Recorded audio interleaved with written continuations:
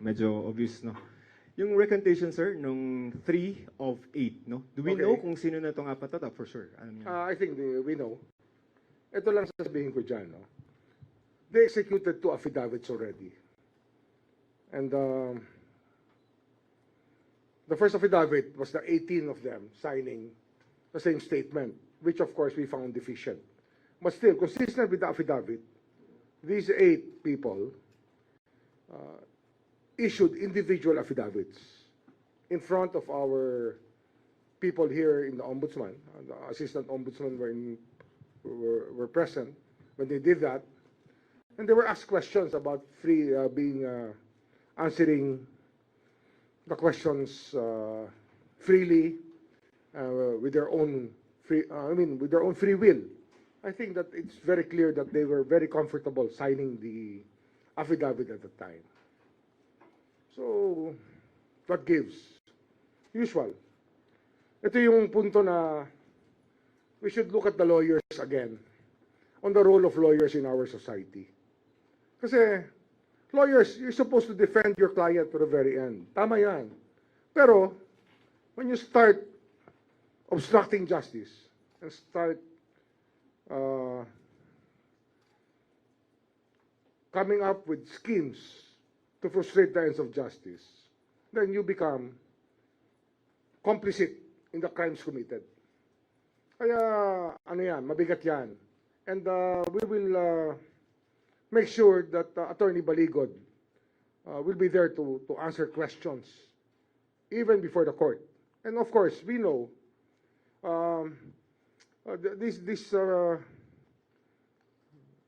these people freely on their own went with one of the ombudsman people to go to the locations, and they were the ones who pointed at specific locations where they delivered the money. Oh, meron yan. So, we will ask them who were their lawyers, and we will ask the courts to discipline them when the time comes, when the proper time comes. I think we've had enough of these antics of the lawyers. No? Enough antics. And if they think that it's the same thing over and over again, that they can just play hardball with us while violating their code of ethics, then watch out. We will not let it pass. Hindi namin palalampasin to. It's up to them. If they really want to fight it out that way, dirty, then we will just go to the Supreme Court and ask them to be defrocked and to be taken out of the role of attorneys. Sir, sinong lawyer po yung nire-refer nila? No, I don't know. We will ask to whom it may be concerned. Okay. Whoever they are. Kahit sino pa sila. Sir, just a couple of more, no? Direct na. May allegation na somebody from the ombudsman, I don't know who, hindi naman nakalagay dun sa affidavit, no? Na may prepared statement, he was threatened to sign it. Just that allegation, sir, your comment, please. Yun nga, sinabi ko nga eh. Meron rin naman kami recording eh. Okay. Ng lahat eh. Nung nangyari eh. May recording kami ng lahat. Kaya, okay lang yan.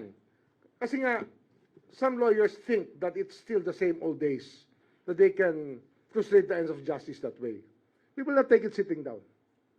Lalabanan namin sila hanggang dulo. We will identify them and make sure that they get dropped from the role of attorneys. Sir, just last. Play dirty, then you have to face up to the consequences of playing dirty with us. With the Filipino people, ha? Hindi lang kami. Taong bayan yan. Sir, last na lang. What is the legal status po of the counter affidavits? Because basically, the way... No. The counter affidavits are there no, for recommendation us pala. to use. The affidavits are there for us to use, and we will use them. Okay. And if they want to recant it, so be it. But it will be in court already. Okay. Sir, does it weaken or strengthen your case against the speaker? Actually, neither. It doesn't weaken or strengthen. But of course, it just points out to the fact that there are people working on his behalf to obstruct the ends of justice. Can we elaborate, please? They're making people lie. Who's making people lie? Kami, kaya namin takutin ng Marines. Tatakutin namin sila. Ayaw nga nila ng protection eh. Kasi nga kaya nila yung sarili nila eh. Paano sila matatakutin? Di ba? We're offering them security and people here are present were there when the Marines, nakangiti pa, may tumatawa pa nga eh. May kinikilig pa nga habang pumipirma eh. Tuwan-tuwa eh. Oh. Sir, doon daw po sa fabricated na affidavit, dinadawit ng sinasabi na pinipilit ng ombudsman na idawit si Pangulong Bongbong Marcos. Bakit po kaya? Hindi ko alam yun. Hindi ko alam yun. Hindi ko pa nababasa yung affidavits. Pero basta ako, I stand by the work that we do here. I stand by the work that we do here. Pero wala pong pagpipilit mula po sa ombudsman na papirmahin sila ng panibagong pinabit? Wala. Whatever they signed before stands. And they will be examined in accordance with the statements they made. Hindi sila, we will not, if they have to be treated as hostile witnesses, so be it. But their testimonies will be there in front of people to show that people who stole money are willing to frustrate the ends of justice so they can get away with what they did. Gusto nila makawala, subukan nila. Pero ito, we stand by it and we will present it.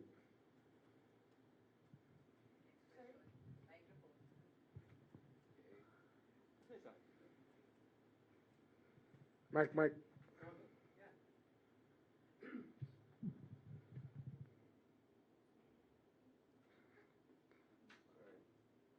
Hello, sir. Good afternoon po. Lianes Capanti, GMA News Online.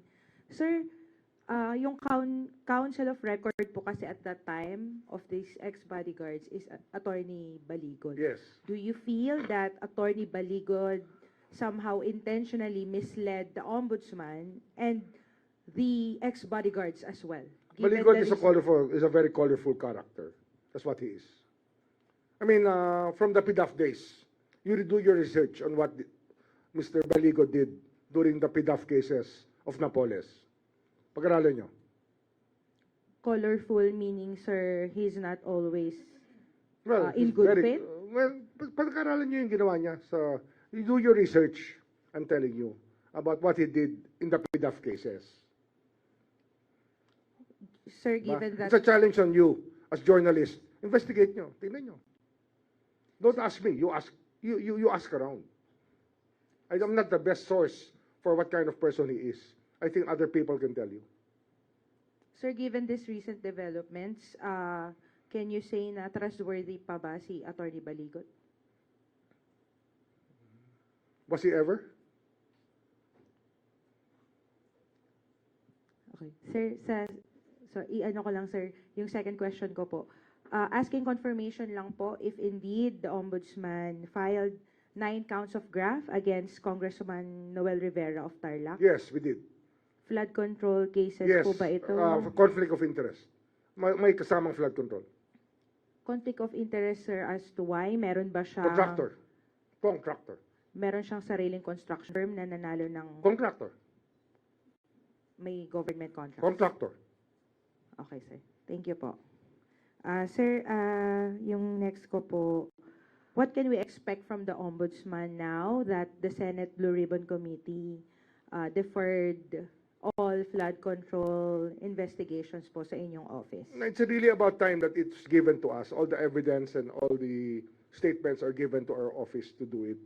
Ano yan eh? Meron na namang process na ginagawa to make sure that the ends of justice are met. And we're doing it. We're here every day. Kahit kahapon, walang pasok lahat, andito kami. Pumapasok kami, nagkatrabaho kami. Will this speed You up? were here. I think you know that. Oh. Will this speed up the filing of cases po before the Sandigan Bayan or any Yung other ano, lower courts? Yung Since Ombudsman na lang po yung mag-investigate, mas speed up po ba yung filing of cases? Well, it was a big help when the Senate was giving us the evidence. But I think that we have learned our way through already. Ano na kami? We're almost 10 months in office. Almost 10 months na kami. By, was it Monday? Ano ba ngayon? Monday ba? Oh, I was appointed 10 months ago on Monday. So that should be, by that time, our learning curve is there already. Natutunan na namin yung dapat matutunan dito. Sumandal. Opo. Malalaki likod dyan. Sir, update lang po on the Ombudsman's bid to enlist former Public Works Chief Manny Bonoan as state witness. Tuloy po pa po ba yun? we are still, he will be our witness, and we will act on the proper time. We're not frustrated by that. It's okay. It's something that the court, in its exercise of discretion, may not grant to us immediately, but it will happen. Yes, ang MR kami. Tsaka, hindi, he will still be a witness for us. He will cooperate with the government. Sir, meaning regardless kung ma-discharge siya dun sa existing cases, I think that's pwede pa rin siyang maging pwede pa rin witness sa naman. iba? Hindi naman sa regardless. We still want him to be given a special status kasi nga, he's a cooperating witness. I think that it's very common in criminal law to have cooperating witnesses treated better than others. Sir Camille po from TV5. Sir, balikan ko lang po yung kay Martin Romualdez. So, I believe, sir, na you mentioned na po before na isa rin po sa mga pinagbasehan no, para dun sa application po ng PHDO against Romualdez, yung naging affidavit nga po nitong 18. Among others. Among sir. others. I mean, that's not the only evidence that we have. Marami kami ibang ebidensya pa. Pero sir, ano lang po yung assurance sa public? Kasi baka po isipin nila na, ayan na, nag-recant na yung iba, baka naman hindi natatayo Ang recantation ito. is frowned upon by the courts. That is the way that the courts are supposed to treat recantations. Especially, ito nga, twice na nag-issue ng testimonies against Romualdez, itong mga to. Kaya, when we bring them up as hostile witnesses, makikita nyo naman lalabas namin sila as hostile witnesses. Sir, what will happen doon sa apat na since nag-recant sila, itong affidavit ay They'll be dadalhin charged. ba dito? They'll be charged. What charge, sir? To be part of the, as part of the, we will do it. We will, as one of the accused. Na-charge namin sila. In which case? That's sir? natural. That's natural. Kasi nga, kaya nga hindi sila chinarge. Kasi nga, tumitestigo sila. Pag hindi sila tumestigo, di charge namin sila. O co-accused na sila. Co-accuse sila ni Martin. Oh, Romualdez. magiging co-accused sila. Meron silang In particular accessories. case, sir. Accessories after the fact. Covering up. Pinagtatakpan nila. Oh. Ano? Di ba? Kung ano ang nagpalit sa kanilang isipan, kayo na mag-usap. Alangan naman ako magsabi kung ano nangyari dyan. Sir, na-interview din po itong si Attorney Baligod sa Las Piñas Court kasi nag-post sila ng bail doon sa kaso po na final po ni na Representative De Lima. Sa interview po sinabi ni Attorney Baligod na itong apat daw po ay inamin, yung may ilan daw po doon sa kanila na umamin na inaalok nga daw po ng pera para nga bumaliktad. Hindi ko alam eh. Kaya nga sabi ko nga yung credibility niya, credibility ng witnesses, we will see them in court. Sa korte na yan. Kasi you may make a big thing out of it, but I tell you, it's to our advantage. Makikita mo talaga how desperate that camp is to take away the witnesses against them because we have built a solid case already.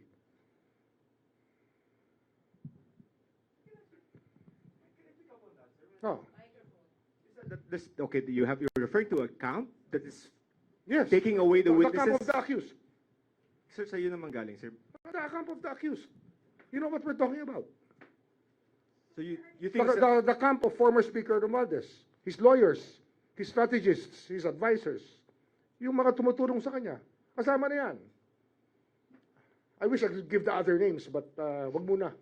Saka na natin sabihin yung mga ibang pangalan. kumaga they're chipping away the... Oh, they're trying to do it. Yeah. They're trying to do Okay, it. okay. They're desperate. Sir, just to clarify, you're saying po na posible na ang kampo po ni na Martin Romualdez ang nasa likod sa pag-recant Siyempre, ng apat? siyempre. Sino pa? Sino pa? Sino pa ba ibang makikinabang dyan pag nag-recant yan? O, di ba? O.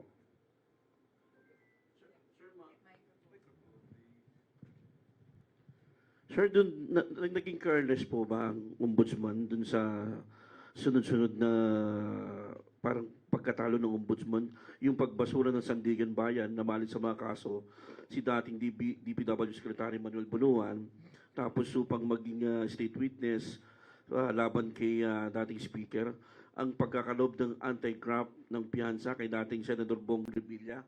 Oh. Tapos itong pag-atras ng Meron na ba final decision?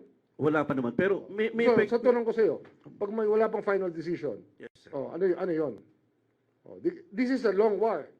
And it's only a battle. And it's not even finished. Those battles are not even finished yet. Marami pa yan. Marami pa kami paglalabanan dyan. May epekto po ba yun, Secretary, sir, dun sa sa tumatakbong kaso ng ombudsman laban sa flood control? Anong epekto? Anong tanong yan? What question is that? What's your question? Next question. Thank you, sir. Thank you. Sir, so sa madaling sabi lang po sa para sa mga Parang ordinaryo. kargado kasi. Hindi, parang kargado. Parang gano'n lang. Anyway, sir, sa madali lang maunawaan ng mga kababayan natin dahil pumutok nga kagabi yung recantation issue na to. So, ibig sabihin po nito, paninindigan ng ombudsman yung pong mga nauna nilang sinabi at Paninindigan yung po namin. kayo doon. At meron maglalabas kami ng testigo na sa lahat ng pangyayari sa pagpirma ng mga affidavit. So yung recant nila ron, sir, bahala na po sila kung sa korte po nila gagawin yun. Hmm. Alright. Thank you, sir. Ah. Ombudsman, magandang hapon po. Grant Hilario from Bombo Radio. Sir, on other cases po, kumusta po yung investigation sa kaso naman doon sa energy kay Congressman Leviste and Senator Ligarda? Tuloy-tuloy. Tuloy-tuloy yung investigation namin. How about, sir, napabalita po na kinumpirma ng NBI na kaalis na po si Senator Ligarda at si Representative Leviste? Yung ba tatakasan talaga nila? I don't think tatakas sila. Babalik yan. Okay, sir. Babalik yan. Naniniwala kami, babalik. Thank you, sir. Baka gusto nilang umuwi na nakaposas pag hindi sila bumalik, di ba? Oo.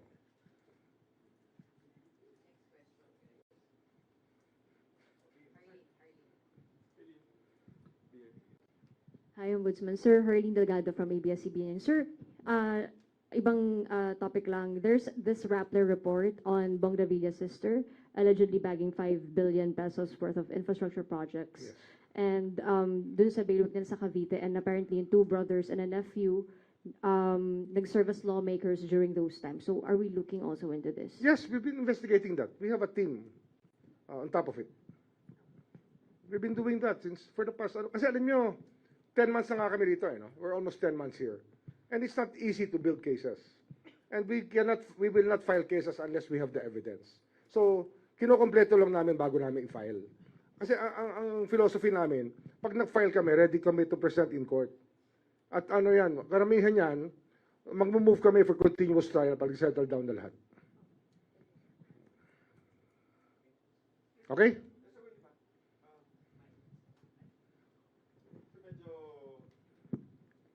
Medyo tautological yung question. No? Pero does the recantation as submitted, I mean as published, no, make false the claims in the complaint affidavit? Or kasi, No, it does not. It does not. Ano nga yan eh? Afterthought na yan eh. Afterthought na yan eh. It's an afterthought. Okay? Sir, bonus round, a legal question and as former DOJ. On the issue of the extradition of Pastor Kibuloy, can the U.S.